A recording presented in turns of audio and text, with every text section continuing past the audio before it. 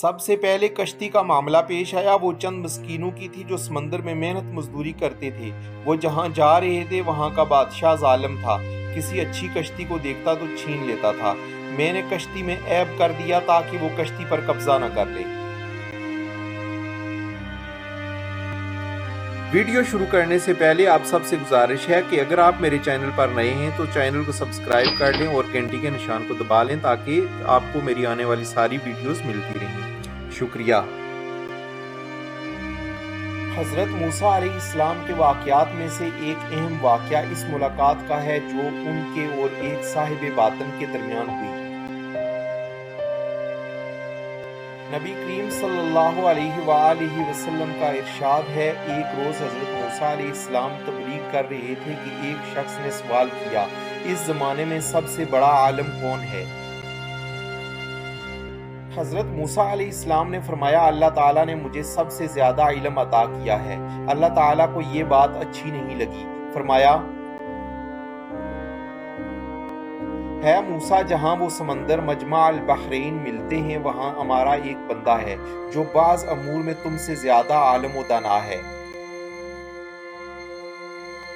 حضرت موسیٰ علیہ السلام نے عرض کیا، پروردگار، اس بندے تک پہنچنے کا کیا طریقہ ہے؟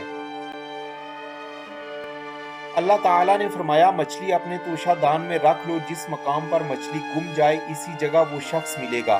حضرت موسیٰ علیہ السلام نے مچھلی کو توشہ دان میں رکھا، اپنے خلیفہ یوشع بن نون علیہ السلام کو لے کر مرد صالح کی تلاش میں روانہ ہو گئے۔ چلتے چلتے تھک گئے، ایک مقام پر سر کے نیچے پتھر رکھ کر سو گئے۔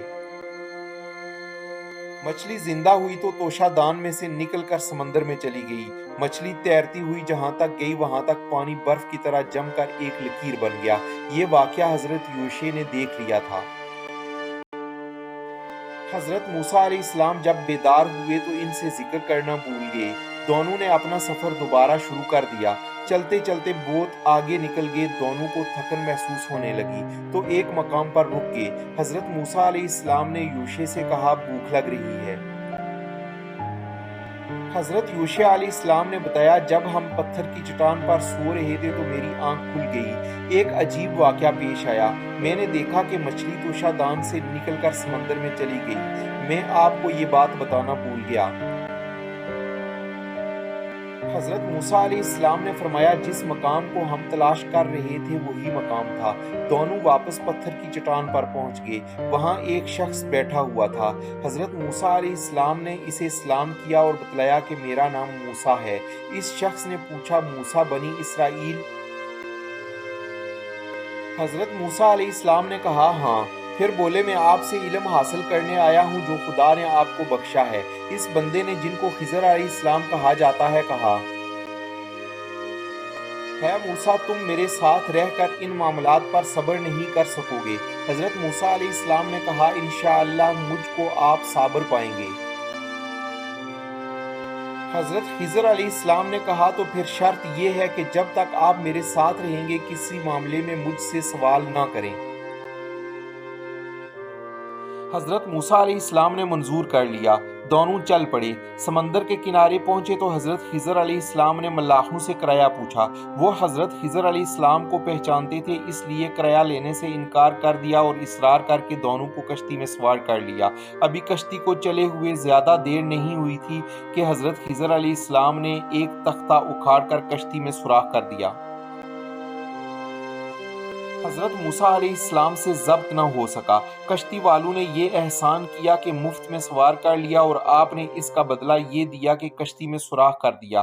حضرت خضر علیہ السلام نے کہا، میں نے پہلے ہی کہا تھا کہ آپ میری باتوں پر صبر نہیں کر سکیں گے۔ حضرت موسیٰ علیہ السلام نے کہا، میں بھول گیا تھا، آپ درگزر کریں۔ کشتی کنارے لگی تو دونوں اتر کر ایک جانب روانہ ہو گئے۔ ایک میدان میں پہنچے، کچھ بچے کھیل رہے تھے۔ حضرت خضر آگے بڑھے اور ان میں سے ایک بچے کو قتل کر دیا۔ حضرت موسیٰ علیہ السلام سے برداشت نہ ہو سکا، کہا،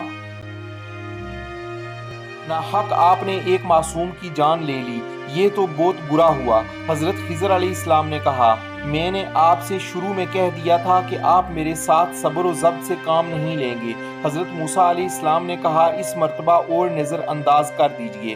حضرت خضر علیہ السلام نے کہا، اس کے بعد کوئی عذر نہیں رہے گا اور آپ مجھ سے علیحدہ ہو جائیں گے۔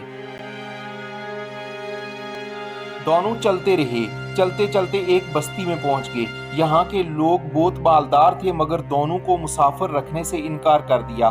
بستی میں سے گزر رہے تھے کہ دیکھا ایک مکان کی دیوار جھکی ہوئی ہے جس کے گر جانے کا اندیشہ ہے۔ حضرت خضر آگے بڑھے اور دیوار کو درست کر دیا۔ حضرت موسیٰ علیہ السلام نے کہا، بستی والوں نے نہ ہماری مہمانداری کی اور نہ ہمیں ٹھہرنے کی جگہ دی، آپ نے بغیر اجرت کے دیوار بنا دی۔ حضرت خضر علیہ السلام نے کہا، اس سفر میں میرا اور آپ کا ساتھ سفر ہوا، جو کچھ آپ نے دیکھا وہ من جانب اللہ تھا۔ پھر انہوں نے حضرت موسیٰ علیہ السلام کو ان تینوں واقعات کے حقائق بتائے۔ سورہ کہف میں اس واقعہ کو اس طرح بیان کیا گیا ہے، بس اب مجھ میں اور تم میں جدائی کا وقت آ گیا ہے۔ ہاں، جن باتوں پر تم سے صبر نہ ہو سکا ان کی حقیقت تم کو بتلا دوں۔ سب سے پہلے کشتی کا معاملہ پیش آیا۔ وہ چند مسکینوں کی تھی جو سمندر میں محنت مزدوری کرتے تھے۔ وہ جہاں جا رہے تھے وہاں کا بادشاہ ظالم تھا، کسی اچھی کشتی کو دیکھتا تو چھین لیتا تھا۔ میں نے کشتی میں عیب کر دیا تاکہ وہ کشتی پر قبضہ نہ کر لے۔ لڑکے کے ماں باپ مومن تھے۔ میں نے دیکھا کہ جوان ہو کر ان کا بیٹا سرکشی اور کفر کر کے اپنے ماں باپ کو اذیت پہنچائے گا، اس لیے میں نے اس کو قتل کر دیا اور دعا کی کہ اللہ تعالیٰ اس کے والدین کو دیندار، پرہیزگار اور محبت کرنے والا بیٹا عنایت فرمائے۔ اور دیوار کا معاملہ ہے کہ یہ گھر یتیم لڑکوں کا تھا۔ دیوار کے نیچے ان کے لیے خزانہ دفن تھا۔ تمہارے رب نے چاہا کہ دونوں لڑکے جوان ہو کر اپنا محفوظ خزانہ نکال لیں۔ یہ ان لڑکوں کے حال پر پروردگار کی ایک مہربانی تھی جو اس طرح عمل میں آئی۔